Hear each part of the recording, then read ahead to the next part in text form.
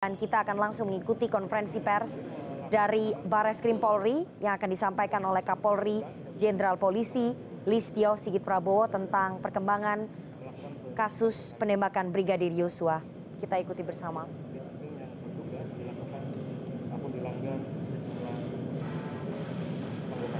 saat ini ada tempat diikuti wakil Kapolri Komjen Gatot, ada juga Kabar Reskrim Agus Hadianto, dan ada juga Bawaslu.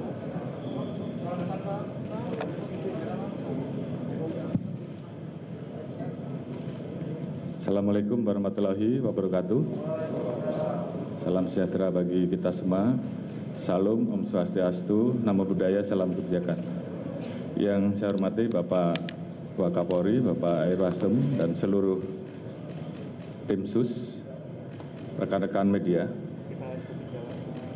Baik, sore hari ini saya akan menyampaikan perkembangan terbaru terkait peristiwa tindak pidana yang terjadi di Duren 3. Dan ini juga merupakan komitmen kami dan juga menjadi penekanan Bapak Presiden untuk mengungkap kasus ini secara cepat, transparan, dan akuntabel. Dan tadi juga beliau perintahkan jangan ada yang ragu-ragu, jangan ada yang ditutup-tutupi, ungkap kebenaran apa adanya. Jangan sampai menurunkan kepercayaan masyarakat terhadap Polri. Jadi ini tentunya menjadi perintah dan amanat yang tentunya saat ini dan kemarin juga. CNN Indonesia Breaking News. Terhadap laporan awal menembak antara Saudara J dan Saudara RE di Duren 3 yang ditangani oleh Polres Metro Jakarta Selatan dan juga dilakukan pemeriksaan di Propampori dan juga Polda Metro, di mana pada saat pendalaman dan olah TKP ditemukan ada hal-hal yang menghambat proses penyidikan dan kejanggalan-kejanggalan yang juga kita dapatkan seperti hilangnya CCTV dan hal-hal lain, sehingga muncul dugaan ada hal-hal yang ditutupi dan direkayasa. Oleh karena itu, dalam rangka membuat terang peristiwa yang terjadi, tim sus telah melakukan pendalaman dan ditemukan adanya upaya-upaya untuk menghilangkan barang bukti, merekayasa, menghalangi proses penyidikan sehingga proses penanganannya menjadi lambat. Tindakan yang tidak profesional pada saat penanganan dan olah TKP serta tindakan-tindakan tidak profesional lain pada saat penyerahan jenazah almarhum J di Jambi. Oleh karena itu, untuk membuat terang dan menghilangkan hambatan-hambatan penyidikan, beberapa waktu yang lalu kami telah mengambil keputusan penonaktifan Kapolres Metro Selatan, Karopaminal, Kadif Propampori, Karoprovos.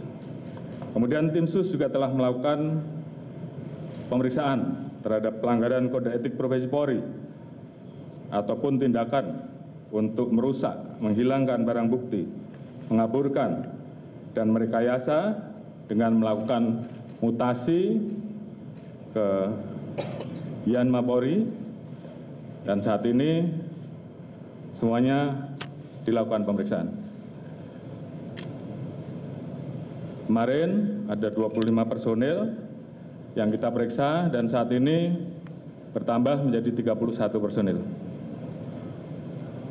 Kita juga telah melakukan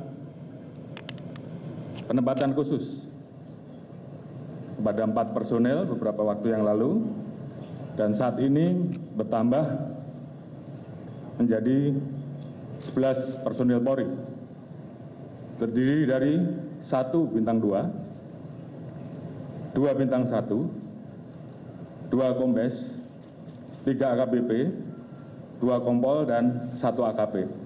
Dan ini kemungkinan masih bisa bertambah.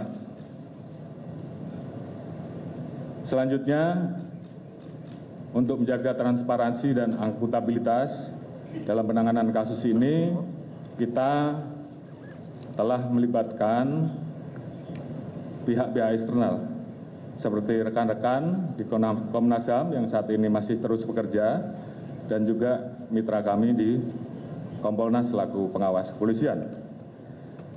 Kami juga telah memberikan ruang seluas-luasnya kepada masyarakat, terutama keluarga korban, seperti beberapa waktu yang lalu, untuk kita berikan ruang otopsi ulang atau ekshumasi dan juga melayani laporan polisi dari pihak korban. Dan tentunya ini adalah merupakan wujud transparansi yang kami lakukan. Alhamdulillah, saat ini tim SUS telah mendapatkan titik terang dengan melakukan proses-proses penanganan dan pemeriksaan secara saintifik dengan melibatkan kedokteran forensik, olah TKP, dengan melibatkan tim puslapor untuk menguji balistik, mengetahui perkenaan alur dan tembakan, pendalaman terhadap CCTV dan handphone oleh puslapor, biometrik, identification oleh Pusinafis, serta tindakan lain yang tentunya bersifat ilmiah. Dan juga kami menemukan persesuaian dalam pemeriksaan yang telah kita lakukan terhadap saksi-saksi yang berada di TKP, termasuk saksi-saksi lain yang terkait, juga saudara RE, saudara RR, saudara KM, saudara AR, dan saudara P, dan saudara FS. Ditemukan perkembangan baru bahwa tidak ditemukan, saya ulangi, tidak ditemukan fakta peristiwa tembak menembak seperti yang dilaporkan. Saya ulangi, tidak ditemukan fakta peristiwa tembak menembak seperti yang dilaporkan awal. Tim khusus menemukan bahwa peristiwa yang terjadi adalah peristiwa penembakan terhadap saudara J yang mengakibatkan saudara J meninggal dunia, yang dilakukan oleh saudara RE atas perintah saudara FS. Saudara E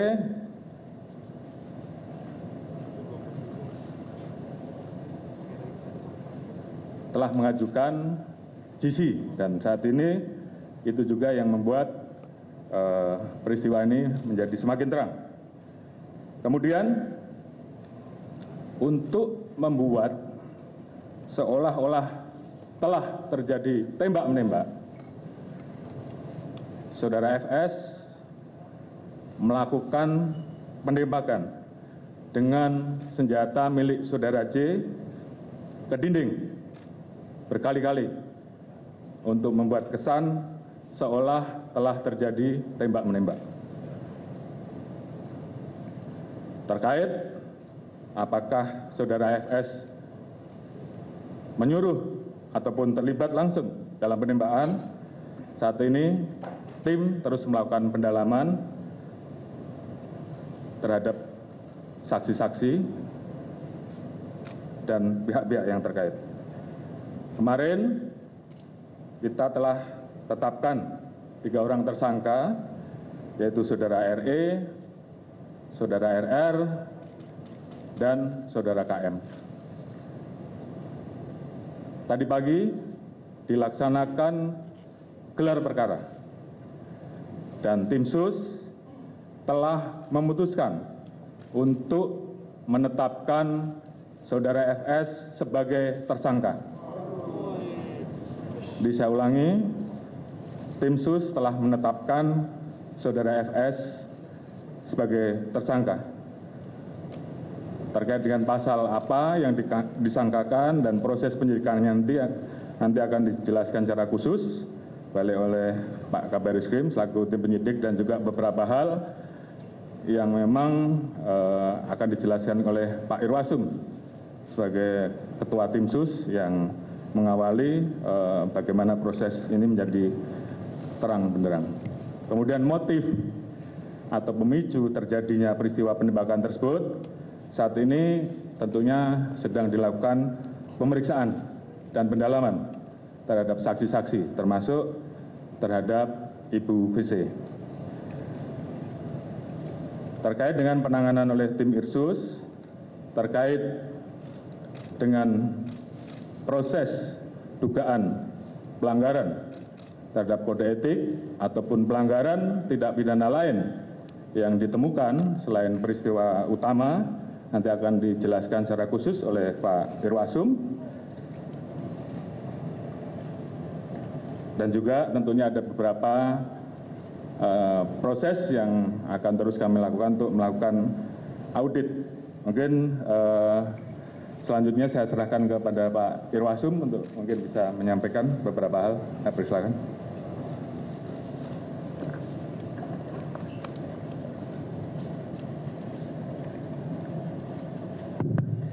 Atas izin Bapak Kapolri dan Bapak Kapolri, kami menyampaikan perkembangan yang dilaksanakan tim sus khususnya dalam pelaksanaan basic khusus.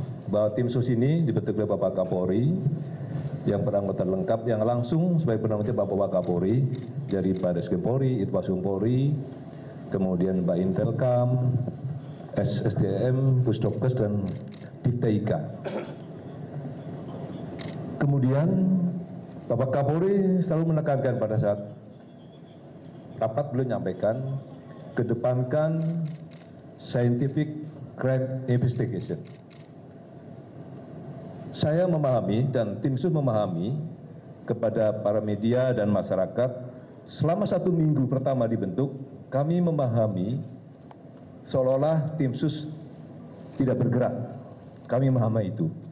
Karena apa yang diutarakan Bapak Kapolri tadi memang benar. Kami mengalami kesulitan karena pada saat pelaksanaan olah TKP awal dilaksanakan tidak profesional, kurang profesional, dan beberapa alat bukti pendukung sudah diambil. Selama 1 minggu kami bergerak mendalami, kemudian kami mendapatkan informasi intelijen dari Baintelkam Polri bahwa di Jupai ada beberapa personil yang diketahui mengambil CCTV dan yang lain-lainnya. Oleh karena itu, Itwasum membuat perintah gabungan dengan melibatkan Divpropam Polri dan Barreskrim Polri telah melaksanakan pemeriksaan khusus kepada 56 personil Polri. Dari 56 personil Polri tersebut terdapat 31 personil Polri yang dari Bapak Kapolri sampaikan yang diduga patut juga melanggar kode etik profesional Polri atau KKEP.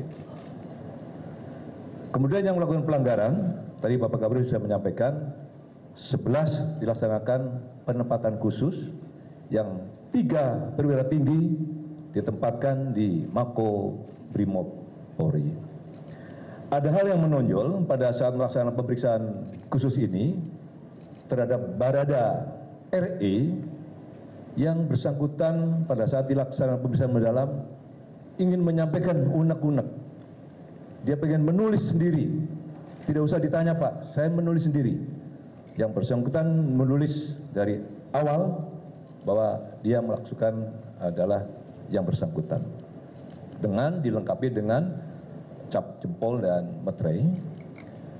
Dari itulah pemeriksaan Riksus, karena sudah ada unsur pidananya, maka kita limpahkan kepada Barreskrim Polri untuk melakukan tindakan penyidikan lebih lanjut. Termasuk juga kepada Bribka RR pada saat dilaksanakan pemeriksaan khusus juga demikian. Adanya dugaan tindak pidana maka juga kami limpahkan kepada Barreskrim Polri untuk dilakukan pemeriksaan lebih lanjut. Kemudian kemarin kami melapor kepada Kapolri bahwa tim sus seluruhnya melaksanakan pemeriksaan mendalam kepada FS di Makobrimob. Setelah dilakukan pemeriksaan mendalam, maka juga telah ditemukan bukti yang cukup bahwa FS adalah melakukan tindak pidana. Maka tadi Pak Kapolri menyampaikan setelah dilakukan gelar perkara dan sudah tetapkan sebagai tersangka. Oleh karena itu, kami menjelaskan bahwa ke-31 personil yang melanggar kode etik Polri, dari Barreskrim Polri ada 2 personil. 1 Pamen, perpangkat Pamen, dan 1 Pama. Di Propam Polri ada 21 personil. Perwira tinggi 3, perwira menengah 8, perwira pertama 4 personil, bintara 4, dan tamtama 2 personil. Kemudian personil Polda Metro Jaya sementara ada 7 personil, perwira pangkat menengah 4 personil, dan perwira pertama 3 personil. Rekan-rekan sekalian, tim sus akan melakukan pengkajian tentu gabungan dengan di Propam Polri terhadap personil-personil yang diduga melakukan kode etik. Kalau nanti ada unsur pidananya, juga kita limpahkan lagi kepada Barreskrim Polri. Tetapi kalau hanya melakukan kode etik, maka tentu di Propam Polri akan melakukan sidang kode etik terhadap personil tersebut. Oleh karena itu, ke depan tim sus akan terus melakukan pemeriksaan khusus terhadap personil-personil Polri yang patut diduga melakukan pelanggaran kode etik terkait penanganan meninggalnya Brigadir J di Komplek Polri Duren 3. Oleh karena itu, kami juga tim sus mengucapkan terima kasih. Tadi Bapak Kapolri sudah menyampaikan kepada Komnas HAM, karena beliau harus transparan. Kemudian juga tentu Kompolnas yang terus selalu memberikan pengawalan, sehingga kasus ini terungkap. Kemudian juga tentunya kami mengucapkan terima kasih kepada seluruh masyarakat yang telah memberikan support dan dukungannya kepada tim sus, walaupun menunggu, namun sudah ada titik terang dan sehingga terungkap. Termasuk juga tentu kepada seluruh anggota Polri yang saya cintai, karena memang banyak sekali WA yang masuk. Terima kasih kepada seluruh anggota. Saya kira itu Bapak Kapolri. Terima kasih. Assalamualaikum warahmatullahi wabarakatuh. Baik, terima kasih Pak Irwasum yang sudah menyampaikan beberapa pointers penting terkait dengan kinerja tim sus yang dipimpin oleh beliau. Selanjutnya Pak Kabar Eskrim saya perintahkan untuk menyampaikan terkait pasal-pasal dan mungkin proses penyidikan yang saat ini sedang berjalan. Silakan. Terima kasih Bapak Kapolri, yang kami hormati Bapak Kapolri, Bapak Wakapolri, Ketua Tim Sus Penanganan Kasus Penembakan di Duren 3. Pada kesempatan ini rekan-rekan sekalian, awal pembentukan tim sus tugasnya adalah melakukan asistensi terhadap penanganan laporan kejadian yang diterima oleh Polres Jakarta Selatan. Kemudian mulai bekerja tanggal 12 Juli kami melakukan olah TKP selama 4 hari berturut-turut untuk mempelajari situasi dan kondisi TKP secara umum sampai hal-hal yang bersifat khusus yang melibatkan laboratorium forensik Polri, yang melibatkan Inafis Barreskrim Polri dalam rangka untuk memperoleh gambaran yang seterang-terangnya tentang situasi kejadian pada saat tanggal 8 Juli di mana dilaporkan ada kejadian tembak-menembak yang terjadi antara Brigadir Joshua dan Baradae yang mengakibatkan Brigadir Joshua meninggal dunia. Kemudian kami melaksanakan analisa, tim bekerjasama melaksanakan analisa terhadap hasil pemeriksaan atau otopsi yang dilaksanakan oleh kedokteran forensik Polri.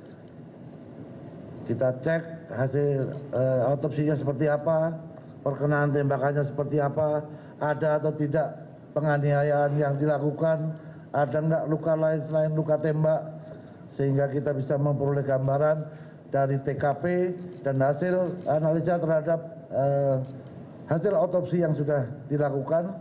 Kemudian pada saat kita melaksanakan olah TKP, kita juga berusaha untuk mencari sidik jari dan DNA di seluruh lokasi yang kemungkinan menjadi aktivitas orang-orang yang ditemukan pada saat pertama kali ada kejadian. Yaitu ada 5 orang, ada Ibu Putri, ada Pak Sambo, ada Kuat, ada Ricky dan Richard, serta korban Joshua. Sehingga ini dijadikan pijakan awal bagi tim sus untuk melakukan langkah-langkah penyidikan. Karena apa? Karena laporan daripada keluarga korban Joshua ini baru dilaporkan kepada Mabes Polri pada tanggal 18 Juli. Artinya kita menangani perkara ini dalam proses penyelidikan dan penyidikan untuk mengungkap kasus ini adalah pada saat mulai laporan diberikan oleh keluarga korban Brigadir Joshua ke Mabes Polri pada saat tanggal 18. Kita langsung melaksanakan pemeriksaan ke Jambi. Saat ini kita sudah periksa lebih kurang 47 saksi yang terkait dengan kejadian ini. Kemudian kita juga memperoleh ya tadi Pak Irwasum sudah menyampaikan beberapa kendala yang ditemukan selama proses penyidikan dan penyelidikan yang dilakukan, dan syukur alhamdulillah dengan kegigihan daripada seluruh tim yang bekerja, karena mungkin melihat ancaman hukuman pasal 338 Yunto 5556 KUHP cukup tinggi, karena yang bersangkutan tidak merasa punya kepentingan sendiri. Oleh karena itu Baradae ini membuat pengakuan yang disampaikan kepada penyidik setelah dilakukan pemeriksaan secara maraton, dan itu terjadi kepada tersangka-tersangka lainnya sampai bisa mengungkap tabir kejadian yang selama ini menjadi tanda tanya masyarakat. Apakah benar terjadi tembak-menembak atau ada kejadian lain yang disembunyikan dari laporan yang dilakukan. Selama proses penyidikan yang dilakukan, Barreskrim Polri telah menetapkan 4 orang tersangka. Yang pertama, Barada RE. Yang kedua, Bribka RR. Yang ketiga, tersangka KM. Yang terakhir, Irjen Pol FS. Dengan peran dan persangkaan masing-masing tersangka sebagai berikut. Barada RE telah melakukan penembakan terhadap korban. Tersangka RR turut membantu dan menyaksikan penembakan korban. KM turut membantu dan menyaksikan penembakan terhadap korban. Irjen Pol FS menyuruh melakukan dan menskenario peristiwa seolah-olah terjadi peristiwa tembak-menembak di rumah dinas Irjen Pol Ferdi Sambo di Komplek Polri Duren 3. Berdasarkan hasil pemeriksaan keempat tersangka, menurut perannya masing-masing, penyidik menerapkan pasal 340, subsidiar pasal 338, junto pasal 55, 56 KUHP dengan ancaman maksimal hukuman mati, penjara seumur hidup, atau penjara selama-lamanya 20 tahun. Demikian Bapak Kapolri yang dapat kami sampaikan. Mudah-mudahan ini bisa memberikan jawaban kepada masyarakat atas keseriusan institusi Polri untuk menjaga marwahnya kepada masyarakat. Terima kasih. Wassalamualaikum warahmatullahi wabarakatuh. Baik, terima kasih Pak Kabar Eskrim. Jadi rekan-rekan, saya kira sudah jelas tadi persangkaan pasalnya. Pasal 340, saya ulangi, pasal 340, subsidiar pasal 338, junto pasal 55 dan 56 terkait dengan 4 orang yang tadi sudah disebutkan, dan tentunya ini akan terus dilaksanakan pemeriksaan tambahan. Tentunya langkah-langkah dari tim sus ini adalah merupakan wujud komitmen Polri untuk mengusut tuntas perkara ini secara akuntabel, jujur, terbuka, transparan, sesuai dengan harapan masyarakat dan arahan Bapak Presiden untuk mengusut tuntas. Jangan ragu-ragu, jangan ada yang ditutup-tutupi, ungkap kebenaran sehingga dapat dipertanggungjawabkan kepada publik. Terkait dengan hambatan upaya untuk menghilangkan barang bukti, saya minta kepada tim sus juga lakukan pemeriksaan terhadap saudara FS. Apakah ada perintah dari yang bersangkutan, dan tolong segera laporkan hasilnya. Kemudian tentunya tim sus, karena ini sudah menjadi perhatian publik, saya minta untuk betul-betul segera bisa diselesaikan, terus bekerja keras, sehingga betul-betul kita profesional, akuntabel, dan tentunya pendekatan saintifik yang tentunya akan kita pertanggungjawabkan betul-betul bisa dilakukan dengan profesional. Dan harapan kita semua tentunya kasus ini bisa segera tuntas dan segera kita limpahkan kejaksaan untuk segera bisa diproses sidang.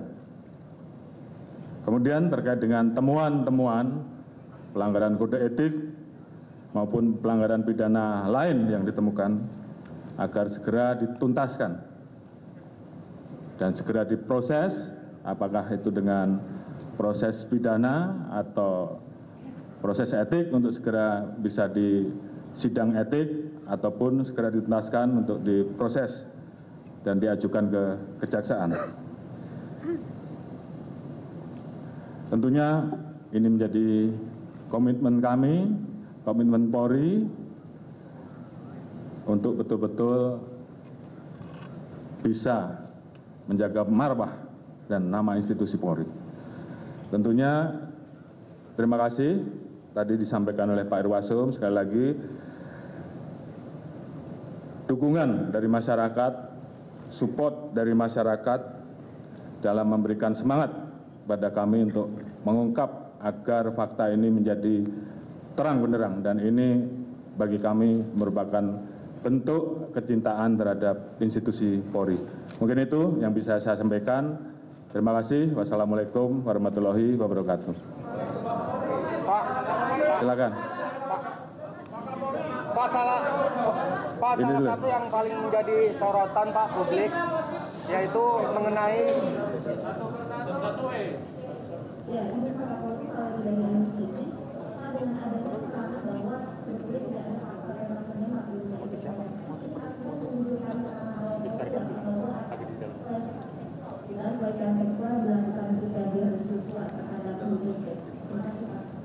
Baik, tadi sudah saya jelaskan bahwa terkait dengan motif, saat ini sedang dilakukan pendalaman terhadap saksi-saksi dan juga terhadap Ibu Putri.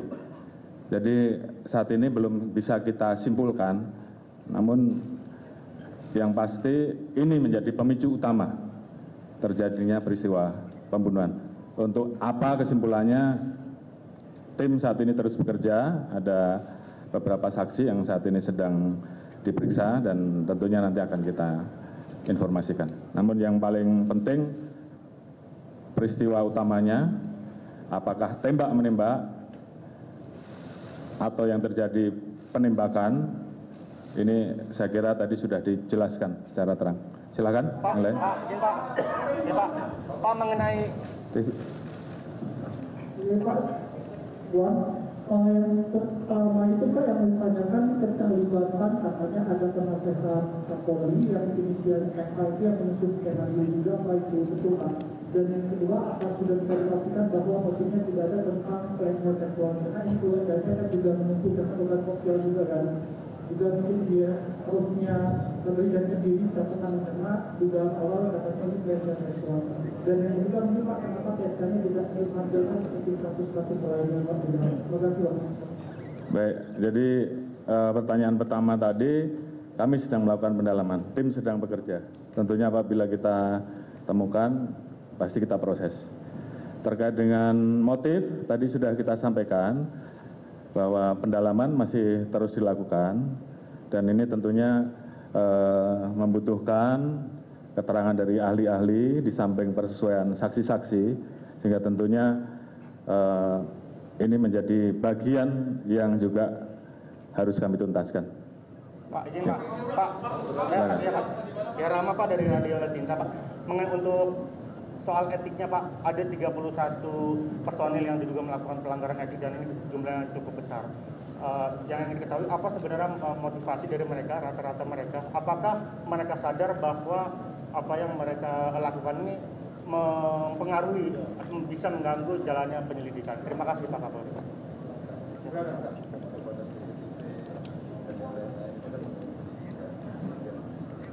Baik, tim Propam, tim Irsus dan tim Propam saat ini sedang mendalami apakah mereka sadar ataukah atas perintah, sehingga ini yang kemudian nanti kita putuskan apakah dia masuk pidana atau etik. Jadi ini akan kita sampaikan di berikutnya. Silakan. Satu lagi ya.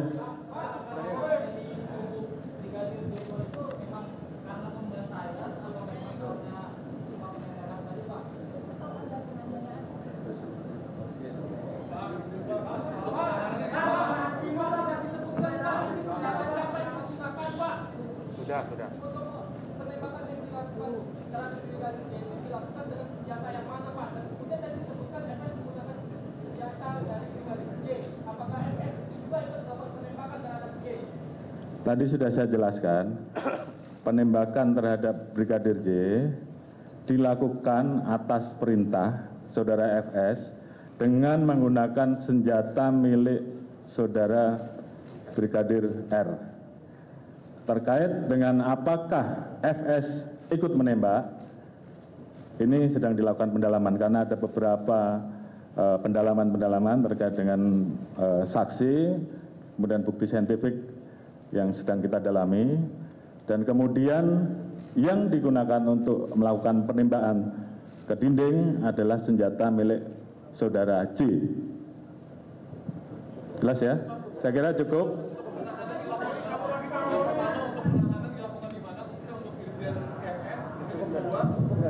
Proses terkait dengan penyidikan dugaan pelecehan seksual terus dilakukan Pak.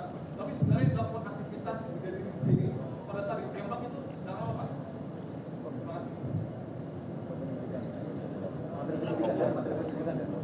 Baik, saya kira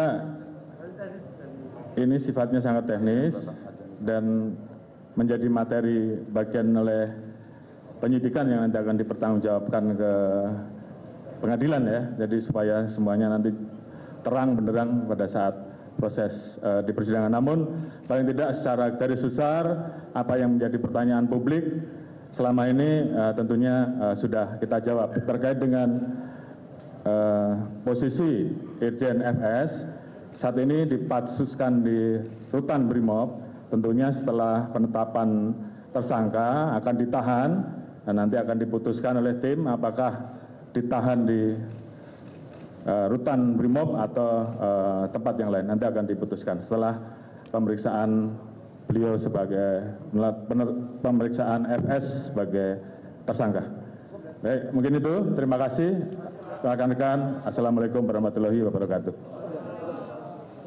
Itu tadi konferensi pers yang digelar oleh jajaran dari Polri. Yang pertama disampaikan oleh Kapolri Jenderal Polisi Listio Sigit Prabowo. Saya akan summary sedikit bahwa tim sus atau tim khusus sudah mendapatkan titik terang dengan melakukan proses penanganan dan pemeriksaan secara scientific crime investigation dengan melibatkan kedokteran forensik dan juga Puslap 4.